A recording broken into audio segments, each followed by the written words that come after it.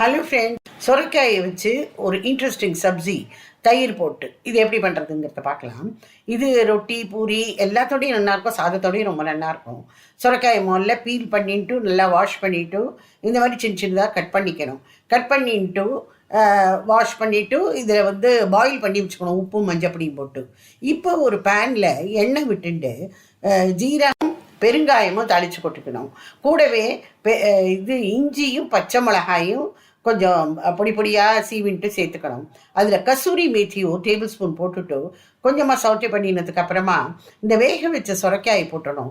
கூடவே இப்போ சில ட்ரை மசாலா பவுடர்ஸு, கொஞ்சம் தனியா பவுடர், காரப்பொடி, உப்பு இதெல்லாத்தையும் சேர்த்துனுட்டு வாட்டர் எவாப்ரேட் ஆன உடனேயும் கேஸை சுவிட்ச் ஆஃப் பண்ணிடணும். இப்போ தயிர் ஒரு கப்பு வச்சுன்னு அதை கொஞ்சம் பீட் பண்ணிக்கணும்.